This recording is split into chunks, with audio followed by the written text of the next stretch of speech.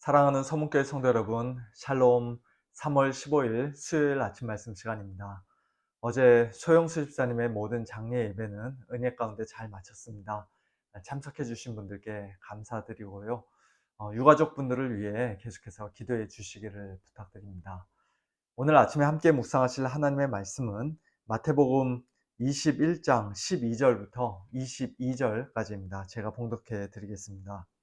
예수께서 성전에 들어가사 성전 안에서 매매하는 모든 사람들을 내쫓으시며 돈 바꾸는 사람들의 상과 비둘기 파는 사람들의 의자를 둘러 엎으시고 그들에게 이르시되 기록된 바 내 집은 기도하는 집이라 일컬음을 받으리라 하였거늘 너희는 강도의 소굴을 만드는도다 하시니라. 맹인과 저는 자들이 성전에서 예수께 나아오매 고쳐주시니 대제사장들과 서기관들이 예수께서 하시는 이상한 일과 또 성전에서 소리질러 호산나 다윗의 자손이여 하는 어린이들을 보고 노하여 예수께 말하되 그들이 하는 말을 듣느냐. 예수께서 이르시되 그렇다. 어린 아기와 젖먹이들의 입에서 나오는 찬미를 온전하게 하셨나이다 함을 너희가 읽어본 일이 없느냐 하시고 그들을 떠나 성 밖으로 베다니로 가서 거기서 유하시니라. 이른 아침에 성으로 들어오실 때에 시장하신지라. 길가에서 한 무화과 나무를 보시고 그리로 가사 잎사귀 밖에 아무것도 찾지 못하시고 나무에게 이르시되 이제부터 영원토록 네가 열매를 맺지 못하리라 하시니 무화과 나무가 곧 마른지라. 제자들이 보고 이상히 여겨 이르되 무화과 나무가 어찌하여 곧 말랐나이까. 예수께서 대답하여 이르시되 내가 진실로 너희에게 이르노니 만일 너희가 믿음이 있고 의심하지 아니하면 이 무화과 나무에게 된 이런 일만 할 뿐 아니라 이 산더러 들려 바다에 던져지라 하여도 될 것이요 너희가 기도할 때 무엇이든지 믿고 구하는 것은 다 받으리라 하시니라. 아멘. 올해 4월 첫째 주일인 종료주일이 되려면 아직 2주 반이나 더 남았는데요. 매일 성경의 마태복음 진도에서는 예수님께서 나귀를 타고 예루살렘으로 입성하시는 종료주일 장면이 어제 아침 본문이었습니다. 그러니까 오늘부터 4월 둘째 주일인 부활주일까지 약 3주 반 동안은 우리가 예수님의 마지막 한 주간의 행적을 아침마다 살펴보게 되는 것입니다. 마태복음이 전체 28장으로 되어 있는데요. 21장부터 28장까지 총 8장, 거의 30%에 해당하는 분량이 예수님의 마지막 한 주간의 행적을 다루고 있다는 사실은 예수님께서 고난받으시고 십자가에 못 박혀 죽으시고 무덤에 장사되시고 또 사흘 만에 부활하신 사건이 복음의 핵심이라고 할 수 있는 그 사건이 얼마나 중요한지를 우리에게 간접적으로 가르쳐 주시는 것이라고 할 수 있습니다.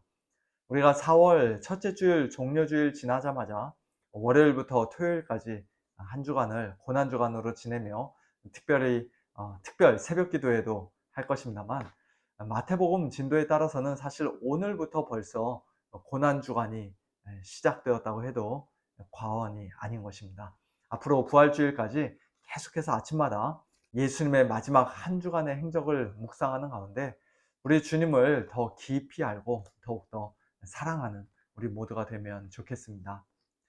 오늘 본문에는 크게 두 가지 사건이 기록되어 있습니다. 성전에서 장사하는 자들을 예수님이 쫓아내신 사건과 열매 없이 잎사귀만 무성한 무화과 나무를 저주하신 사건입니다. 이 두 가지 사건은 그 상징적인 의미, 신학적인 의미에 있어서 하나의 공통점이 있는데요. 구약시대 모형적인 하나님 나라의 백성으로서 엄청난 특권을 누렸던 이스라엘이, 특별히 유대 종교 지도자들이 위선과 교만과 자기의로 똘똘 뭉쳐 그저 율법의 형식과 껍데기만 붙잡고 있을 뿐 하나님 앞에서 전혀 참된 열매를 맺지 못하자, 그들의 역할을 제대로 감당하지 못하자 그동안 오랫동안 참아오신 하나님께서 그들을 결국 심판하신다는 엄중한 선언인 것입니다. 예루살렘 성전에서 제사 제물과 관련하여 장사하고 돈 바꾸는 자들을 예수님께서 내쫓으신 것은, 그리고 원래 기도하는 집이라 일컬음 받아야 마땅한 성전이 강도의 소굴이 되었다고 말씀하신 것은 그 성전을 다시 깨끗이 정화해서 하나님의 집으로서의 원래 기능을 온전히 회복시키고 잘 감당하게끔 하시려는 것이 아니라 성전으로서의 그 기능이 이제 완전히 끝났음을 공적으로 선포하신 것이에요. 다른 말로 하면 예수님이 성전을 청결케 하신 사건이 아니라 성전을 척결하신 사건이라고 할 수 있는 것입니다. 무화과 나무를 저주하신 사건도 마찬가지인데요.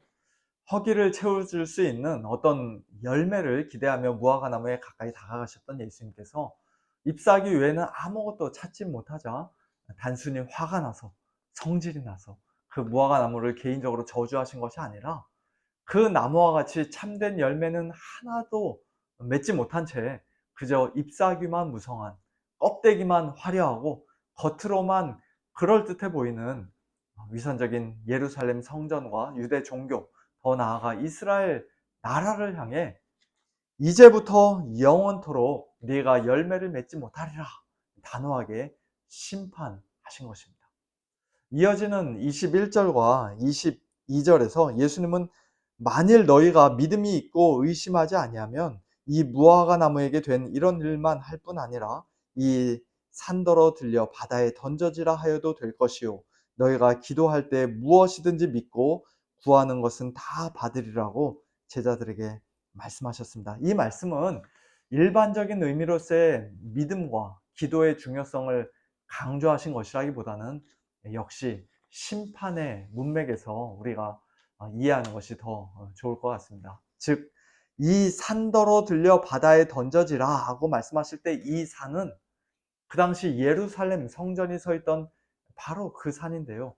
그동안 기도하는 집으로서의 역할을 온전히 감당하지 못했던 예루살렘 성전은 마치 바다에 던져지는 것처럼 완전히 무너지게 될 것이지만 오히려 참된 성전으로 이 땅에 오셔서 죽으시고 부활하신 예수님 안에서 믿음으로 기도하는 제자들의 기도를, 우리 모든 성도들의 기도를 하나님께서는 반드시 들으시고 응답해 주실 것이라는 그와 같은 약속의 말씀인 것입니다. 이처럼 예루살렘 성전과 이스라엘에 대한 예수님의 이 무서운 심판의 말씀은 가까이는 예수님이 십자가에 못 박혀 돌아가셨을 때 성전의 휘장이 위에서부터 아래로 찢어짐으로써 성취가 되었다면, 좀 더 멀게는 그로부터 약 40년 뒤 AD 70년에 예루살렘 성과 성전이 로마군에 의해 완전히 폐허가 되고 이스라엘 나라가 완전히 멸망함으로써 문자적으로 성취가 되었습니다.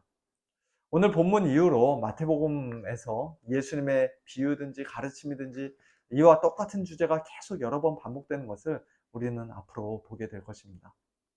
이것이 왜 그렇게 중요한가 하면요, 오늘 본문 말씀을 읽고 나서 우리 서문교회도 장사하는 집이 되면 안 되겠구나, 우리의 신앙생활에도 잎사귀만이 아니라 주님께서 찾으시는 열매가 반드시 있어야 하는구나, 기도할 때는 의심하지 말고 믿음으로 구해야 하는구나, 단순히 그런 식으로 묵상하고 적용하는 것으로 끝내서는 안 된다는 것입니다. 물론 다 맞는 말이고 좋은 적용입니다만, 그러나 예수님께서 제자들에게 말씀하실 때 그 1차적인 의미가 무엇인지, 구속사적으로 지금 어떤 중요한 변화가 있는 시기인지를 우리가 잘 파악하면서 전체적인 큰 그림을 보면서 성경을 읽어야 한다는 것이에요. 구약의 예루살렘 성전은 참 성전이신 예수님께서 이 땅에 오심으로써, 또 우리를 위해 죽으시고 부활하심으로써 이제 그 기능을 다 했습니다.